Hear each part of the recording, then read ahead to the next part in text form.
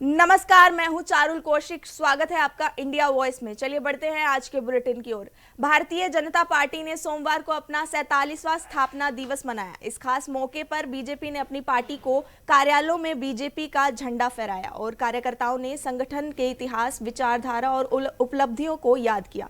इस दौरान पीएम मोदी ने बीजेपी के राष्ट्रीय अध्यक्ष नितिन नवीन ने शुभकामनाएं दी। भारतीय जनता पार्टी आज अपना 47वां स्थापना दिवस मना रही है। बीजेपी ने अपने 47वें स्थापना दिवस के अवसर पर देश भर में उत्साह और जोश के साथ कार्यक्रम आयोजित किए। इस खास मौके पर बीजेपी शासित राज्यों में पार्टी का झंडा फहराया गया और कार्यकर्ताओं ने संगठन के इतिहास, विचारधारा और उपलब्धियों को याद किया। इस दौरान पीएम मोदी, गृह मंत्री अमित शाह, रक्षा मंत्री राजनाथ सिंह और बीजेपी राष्ट्रीय अध्यक्ष नितिन नवीन ने सोशल मीडिया प्लेटफॉर्म एक्स पर देशवासियों को बीजेपी स्थापना दिवस की शुभकामनाएं दी। वहीं स्थापना दिवस के मौके पर बीजेपी नेताओं ने कहा कि ये पार्टी और देश के लिए गर्व की बात है। आज भारतीय जनता पार्टी का स्थापना दिवस है। मैं प्रदेशवासियों को, भारतीय जनता पार्टी के सभी कार्यकर्ताओं को बहुत बहुत बधाइयाँ देता हूँ और अपने उन पूर्वजों की स्मृतियों को नमन करता हूँ जिन्होंने अपना सर्वस्व न्यौछावर करते हुए पार्टी की स्थापना काल से लेकर अब तक पार्टी को अपना सब कुछ देने का काम किया है। आज पार्टी उन्हीं की मेहनत की वजह से माननीय प्रधानमंत्री नरेंद्र मोदी जी के मार्गदर्शन में दुनिया की सबसे बड़ी पार्टी बनी है। भारतीय जनता पार्टी की स्थापना 1980 में हुई थी और 47वां स्थापना दिवस पूरे देश में और बिहार में इस स्थापना सप्ताह हम लोग मना रहे हैं। असंख्य भारतीय जनता पार्टी के कार्यकर्ताओं को बहुत बहुत बधाई। आज विश्व की सबसे बड़ी पार्टी है और हमें गौरव हासिल है। हमारे नेता नरेंद्र मोदी जी विश्व के सबसे लोकप्रिय नेता, उनके नेतृत्व में काम हो रहा है। मुझे लगता है भारतीय जनता पार्टी का आज फाउंडेशन डे है। ये सिर्फ केवल बीजेपी के लिए नहीं बल्कि पूरे भारत के लिए एक महत्वपूर्ण दिन है, क्योंकि इस देश की राजनीति में प्रखर राष्ट्रवाद और विकास के मुद्दों पे जिन्होंने राजनीति की और 1980 में जो पार्टी स्थापन हुई और 46 साल में जिस प्रकार से आज एक मकान पे पहुंची है, मुझे लगता है मैं भारतीय जनता पार्टी के सभी कार्यकर्ताओं को शुभकामनाएं देता हूं। आज भी पार्टी अटल जी की जो विचार थे, पूरे देश में जश्न का माहौल है। भारतीय जनता पार्टी दुनिया की सबसे बड़ी पार्टी है। आज कई राज्य में हमारी हुकूमत है और इस बार बंगाल में भी हम लोग भारतीय जनता पार्टी का झंडा लहराने वाले हैं। पार्टी के वरिष्ठ नेताओं ने स्थापना दिवस के अवसर पर देशवासियों को शुभकामनाएं दी और संगठन को और मजबूत बनाने का संकल्प दोहराया। कई स्थानों पर विशेष सभाएं, जनसंपर्क अभियान और सेवा कार्य भी आयोजित किए गए। साथ ही बीजेपी नेताओं ने संदेश दिया कि बीजेपी ने हमेशा राष्ट्रहित को सर्वोपरि रखा है और आगे भी विकास, सुशासन और जनसेवा के मार्ग पर कार्य करती रहेगी। बता दें कि भारत में आज 21 राज्यों में भाजपा या उसके गठबंधन वाली एनडीए सरकार है। बीजेपी दुनिया की सबसे बड़ी राजनीतिक पार्टी है और उसके 18 करोड़ से अधिक सदस्य हैं। भारतीय जनता पार्टी आज अपना 47वां स्थापना दिवस मना रही है। बीजेपी ने अपने 47वें स्थापना दिवस के अवसर पर देश भर में उत्साह और जोश के साथ कार्यक्रम आयोजित किए। इस खास मौके पर बीजेपी शासित राज्यों में पार्टी का झंडा फहराया गया और कार्यकर्ताओं ने संगठन के इतिहास, विचारधारा और उपलब्धियों को याद किया। इस दौरान पीएम मोदी, गृह मंत्री अमित शाह, रक्षा मंत्री राजनाथ सिंह और बीजेपी राष्ट्रीय अध्यक्ष नितिन नवीन ने सोशल मीडिया प्लेटफॉर्म एक्स पर देशवासियों को बीजेपी स्थापना दिवस की शुभकामनाएं दी। वहीं स्थापना दिवस के मौके पर बीजेपी नेताओं ने कहा कि ये पार्टी और देश के लिए गर्व की बात है। आज भारतीय जनता पार्टी का स्थापना दिवस है। मैं प्रदेशवासियों को, भारतीय जनता पार्टी के सभी कार्यकर्ताओं को बहुत बहुत बधाइयाँ देता हूँ और अपने उन पूर्वजों की स्मृतियों को नमन करता हूँ जिन्होंने अपना सर्वस्व न्यौछावर करते हुए पार्टी की स्थापना काल से लेकर अब तक पार्टी को अपना सब कुछ देने का काम किया है। आज पार्टी उन्हीं की मेहनत की वजह से माननीय प्रधानमंत्री नरेंद्र मोदी जी के मार्गदर्शन में दुनिया की सबसे बड़ी पार्टी बनी है। भारतीय जनता पार्टी की स्थापना 1980 में हुई थी और 47वां स्थापना दिवस पूरे देश में और बिहार में इस स्थापना सप्ताह हम लोग मना रहे हैं। असंख्य भारतीय जनता पार्टी के कार्यकर्ताओं को बहुत बहुत बधाई। आज विश्व की सबसे बड़ी पार्टी है और हमें गौरव हासिल है। हमारे नेता नरेंद्र मोदी जी विश्व के सबसे लोकप्रिय नेता, आज उनके नेतृत्व में काम हो रहा है। मुझे लगता है भारतीय जनता पार्टी का आज फाउंडेशन डे है। ये सिर्फ केवल बीजेपी के लिए नहीं बल्कि पूरे भारत के लिए एक महत्वपूर्ण दिन है, क्योंकि इस देश की राजनीति में प्रखर राष्ट्रवाद और विकास के मुद्दों पे जिन्होंने राजनीति की और 1980 में जो पार्टी स्थापन हुई और 46 साल में जिस प्रकार से आज एक मकान पे पहुंची है, मुझे लगता है मैं भारतीय जनता पार्टी के सभी कार्यकर्ताओं को शुभकामनाएं देता हूं।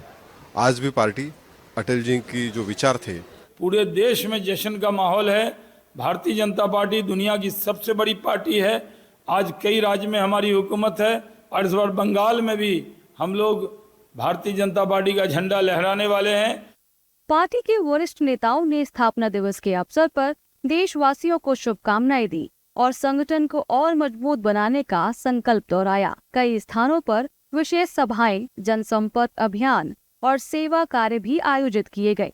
साथ ही बीजेपी नेताओं ने संदेश दिया कि बीजेपी ने हमेशा राष्ट्रहित को सर्वोपरि रखा है और आगे भी विकास, सुशासन और जनसेवा के मार्ग पर कार्य करती रहेगी। बता दें कि भारत में आज 21 राज्यों में भाजपा या उसके गठबंधन वाली एनडीए सरकार है। बीजेपी दुनिया की सबसे बड़ी राजनीतिक पार्टी है और उसके 18 करोड़ से अधिक सदस्य हैं। भारतीय जनता पार्टी आज अपना असम विधानसभा चुनाव के प्रचार के तहत प्रधानमंत्री मोदी ने सोमवार को बारपेटा की चुनावी जनसभा में बीजेपी सरकार की उपलब्धियों को गिनाया। प्रधानमंत्री मोदी ने कहा कि बीजेपी जो कहती है उसे करके दिखाती है और यही वजह है कि जनता पार्टी पर भरोसा करती है। उन्होंने असम में तीसरी बार बीजेपी की सरकार बनाने का दावा किया। आपको ये बार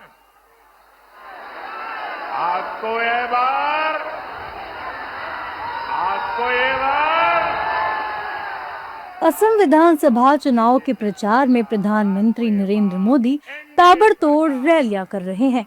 सोमवार को असम के बारपेटा में आयोजित पहली चुनावी जनसभा में उन्होंने भाजपा की उपलब्धियों और आगामी विधानसभा चुनाव में पार्टी की रणनीति पर जोर दिया। प्रधानमंत्री नरेंद्र मोदी ने कहा कि भाजपा जो कहती है उसे करके दिखाती है। उन्होंने ये भी कहा कि इस बार असम में भाजपा एनडीए की हैट्रिक निश्चित है। असम की जनता ने इस बार 2 काम पक्के कर लिए हैं। एक, असम में बीजेपी एनडीए सरकार की हैट्रिक लगेगी और दूसरा काम क्या है करने वाले, पता है आपको? पता है? मैं बताता हूं। और दूसरा काम जो होने वाला है, कांग्रेस के शाही परिवार के जो नामदार है ना, जो दिल्ली में बैठे हैं, असम के चुनाव के नतीजे के बाद उनकी हार की सेंचुरी का रिकॉर्ड भी असम के लोग ही बनवाएंगे। तो बीजेपी की हैट्रिक और शाही परिवार के नामदार की पराजय की सेंचुरी। रैली के दौरान पीएम मोदी ने बीजेपी के स्थापना दिवस का भी जिक्र किया और कहा कि बीजेपी राष्ट्र प्रथम के मंत्र के साथ मां भारती की सेवा कर रही है और इसी प्रतिबद्धता के साथ इस चुनाव में असम वासियों का आशीर्वाद मांग रही है। आज भारतीय जनता पार्टी का स्थापना दिवस भी है। 6 अप्रैल आज भाजपा का स्थापना दिवस है। मैं देश और दुनिया में भाजपा परिवार से जुड़े सभी लोगों का, सभी कार्यकर्ताओं का अभिनंदन करता हूं, अपनी शुभकामनाएं देता हूं। राष्ट्र प्रथम के मंत्र के साथ हम सभी मां भारती की सेवा में जुटे हुए हैं। हमारा संकल्प देश को विकसित बनाना है, हिंदुस्तान को आत्मनिर्भर बनाना है और इसी संकल्प के साथ इस चुनाव में भी भाजपा आपसे आशीर्वाद मांग रही है। प्रधानमंत्री ने बीते 10 वर्षों में बीजेपी एनडीए सरकार द्वारा असम में कराए गए विकास कार्यों का विस्तार से उल्लेख किया। इस दौरान उन्होंने कांग्रेस पार्टी पर जमकर निशाना साधा और कहा कि कांग्रेस ने असम के आदिवासियों के साथ बहुत अन्याय किया है और उग्रवाद को समाप्त करने का सिर्फ नाटक किया है। विकसित असम के लिए, विकसित भारत के लिए हर क्षेत्र, हर वर्ग का विकसित होना बहुत जरूरी है। लेकिन कांग्रेस ने अपने 60-65 साल के राज में हमारे ट्राइबल परिवार, आदिवासियों के साथ सबसे बड़ा अन्याय किया है। सबसे ज्यादा गरीबी अगर कहीं थी तो आदिवासी क्षेत्रों में रही और हिंसा की, बम बंदूक की सबसे बड़ी समस्या कहीं थी वो आदिवासी क्षेत्रों में रही। देश के ट्राइबल समाज को कांग्रेस ने सिर्फ यही सब कुछ दिया। साथियों, कुछ साल पहले तक नॉर्थ ईस्ट में ही हर वर्ष औसतन 1000 से अधिक लोग उग्रवाद के कारण मारे जाते थे। बोडो क्षेत्र में क्या क्या हुआ है, हमें कितने लोगों को खोना पड़ा है, कितनी पीढ़ियों के सपने कुचले गए हैं, ये तो आपने बहुत निकट से देखा भी है और भुगता भी है। सालों साथ एक खूनी खेल चलता रहा क्योंकि कांग्रेस की राजनीति, कांग्रेस का करप्शन इसी से फलता फूलता था। कांग्रेस कागजों पर समझौता करती थी, कागजों को लिखा देना और जमीन पर आदिवासी समाज को धोखा देती थी। इसलिए कांग्रेस के समझौते टूट जाते थे। बोडो समाज के साथ उन्होंने ऐसा ही किया था। साथियों, हमारी सरकार ने ट्राइबल क्षेत्रों में विकास पर फोकस किया है, स्थायी शांति पर फोकस किया है। रैली के दौरान प्रधानमंत्री नरेंद्र मोदी ने महिला आरक्षण बिल पर भी चर्चा की और कहा कि 16 अप्रैल से शुरू होने वाले संसद के विशेष सत्र में इसे पेश किया जाएगा। उन्होंने कहा, इससे पूर्वोत्तर या दक्षिण भारत किसी भी राज्य को नुकसान नहीं होगा, बल्कि इसके तहत महिलाओं के लिए संसद और विधानसभाओं में अतिरिक्त सीटें देने की व्यवस्था की जा रही है। प्रधानमंत्री ने रैली में मौजूद लोगों से बीजेपी और एनडीए प्रत्याशियों के पक्ष में मतदान करने की अपील की और तीसरी बार असम की सेवा करने का मौका देने का अनुरोध किया। केरलम में बीजेपी ने चुनाव प्रचार में पूरी ताकत झोंक दी। आपको बता दें कि बीजेपी के दिग्गज चुनाव प्रचार में जुटे हुए हैं। इसी के चलते केरलम में केंद्रीय कृषि मंत्री शिवराज सिंह चौहान ने सीएम पिनारई विजयन पर तीखा हमला बोला। शिवराज ने विजयन की सरकार को केरलम के लिए काल तक बता दिया। शिवराज सिंह चौहान ने कहा कि केरल में बिल्कुल विकास नहीं हुआ। होर्डिंग्स में चाहे कितने भी दावे हो जाए, लेकिन सच्चाई इससे बिल्कुल अलग है।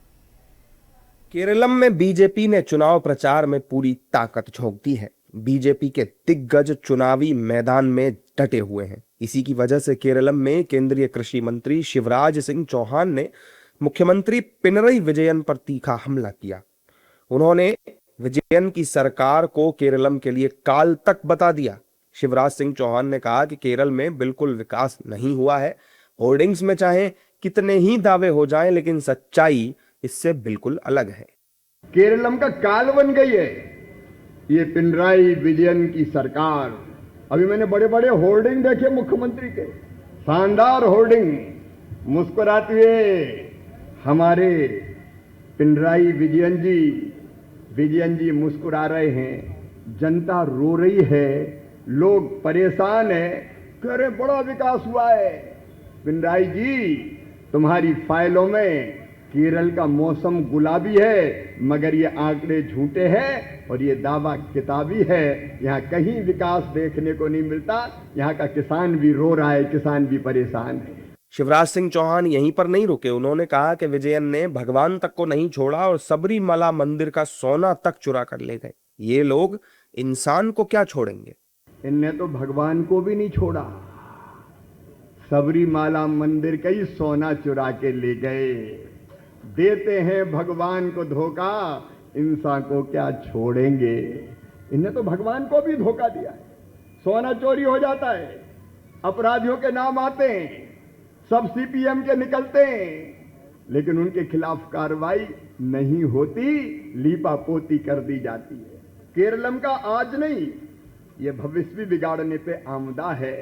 शिवराज ने कहा कि ये सरकार युवाओं का भविष्य खराब कर रही है। यहाँ दूध की डेयरी नहीं, हर रोज शराब की दुकानें खोली जा रही हैं। केरलम को इन्होंने ड्रग का अड्डा बना दिया है। यहाँ दूध की दुकानें नहीं, यहाँ शराब की दुकानें रोज खोल दी जाती है। नौजवान पीढ़ी बर्बाद हो जाए, झूम बराबर झूम शराबी, ये माहौल इनने पैदा किया है। ये पूरी युवा पीढ़ी को बर्बाद करने का पाप कर रहे हैं, पूरी युवा पीढ़ी को बर्बाद करने का पाप कर रहे हैं। पूरे केरल को इन कर्ज के बोझ में दबा दिया है। 6 लाख करोड़ का कर्जा केरल पे, 6 लाख करोड़। मेरे बहनों और भाइयों, आप सब पर 2.25 लाख रुपया कर्जा इस एलडीएफ की सरकार ने कर दिया है।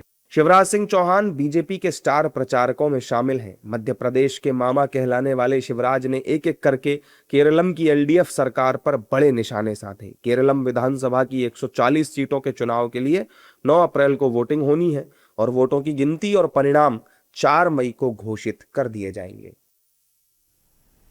उत्तर प्रदेश की राजधानी लखनऊ में टोल प्लाजा से जुड़ा एक बड़ा फर्जीवाड़ा सामने आया है, जिसने परिवहन व्यवस्था पर गंभीर सवाल खड़े कर दिए हैं। इटौंजा और नवाबगंज टोल प्लाजा पर एक महीने के भीतर करीब 1600 ओवरलोडेड ट्रकों के गुजरने का मामला आया, जिनमें से लगभग करीब 900 ट्रकों के नंबर पूरी तरह फर्जी पाए गए। जांच में कई ऐसे वाहन नंबर मिले जिनका कोई रजिस्ट्रेशन ही नहीं था। ये खुलासा तब हुआ जब आरटीओ और खनन विभाग की संयुक्त कार्रवाई के दौरान कानपुर लखनऊ हाईवे पर दरोगा खेड़ा के पास एक ट्रक पकड़ा गया। ट्रक का असली नंबर कुछ और था, जबकि टोल पर्ची में फर्जी नंबर दर्ज था। चालक से पूछताछ में पूरे नेटवर्क का पर्दाफाश हुआ, जिसमें टोल कर्मियों की मिलीभगत की भी आशंका जताई जा रही है। कार्रवाई के दौरान 1,90,000 रुपए का चालान वसूला गया और संबंधित लोगों के खिलाफ एफआईआर दर्ज की गई है। देखिए हमारे संवाददाता अनुराग तिवारी की लखनऊ के ग्राउंड जीरो से ये रिपोर्ट।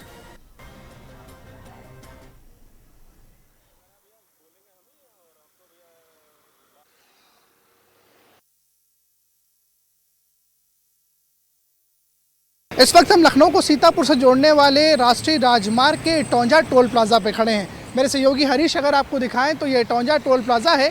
देखने में ज़रूर सामान्य लग रहा होगा, लेकिन सामान्य नहीं है। दरअसल इटौंजा टोल प्लाजा पे फर्जी नंबरों का एक बड़ा खेल जो है वो सामने आया है। पीछे एक महीने में तकरीबन 1600 ओवरलोड ट्रक यहाँ से गुजरे हैं। इनमें से करीब 900 ट्रकों के नंबर पूरी तरीके से फर्जी निकले हैं।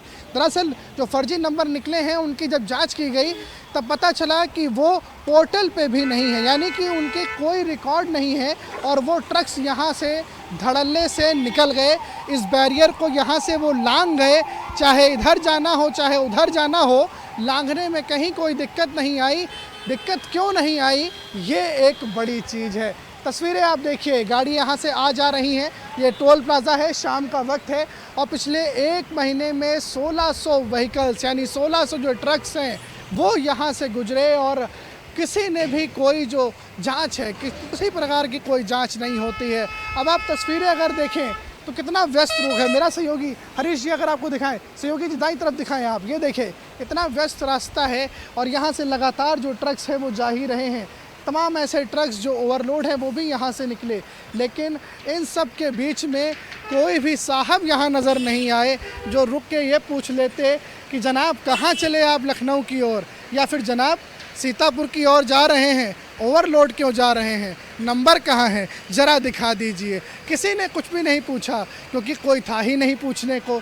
लगातार जो गाड़ियां हैं वो आई और चली गई।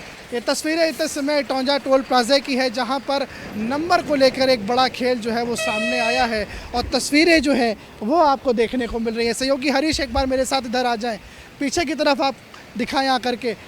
आप देखेंगे तस्वीरों में तमाम ट्रक्स जो अपनी हाइट से ऊंचे नज़र आ रहे हैं। कयास है कि ये ओवरलोड व्हीकल हो सकते हैं, लेकिन यहाँ पर इनकी जांच करने के लिए कोई नहीं है। ये गाड़ियाँ सिर्फ यहाँ पे आ रही हैं, इनका टोल कट रहा है और टोल कटने के बाद ये गाड़ियाँ अपने गंतव्य स्थल की ओर आगे चली जा रही हैं बिना किसी रुकावट के। इनमें कितना सामान है, इनमें कितना लोड है, किसी को कुछ नहीं पता। कारण बस यही कि कोई है ही नहीं, कोई जिम्मेदार यहाँ पर नहीं जो इन पर नज़र रखे या निगाह रखे और पूछे कि जनाब कहाँ चले। देखिए कई सारे ट्रक्स ऐसे हैं जिन्होंने देखिए ब्लैक कलर के धागों से थोड़ा सा नंबर छुपाने का भी प्रयास किया। फिलहाल के लिए इस बुलेटिन में इतना ही। देखते रहिए इंडिया वॉइस, तब तक के लिए नमस्कार।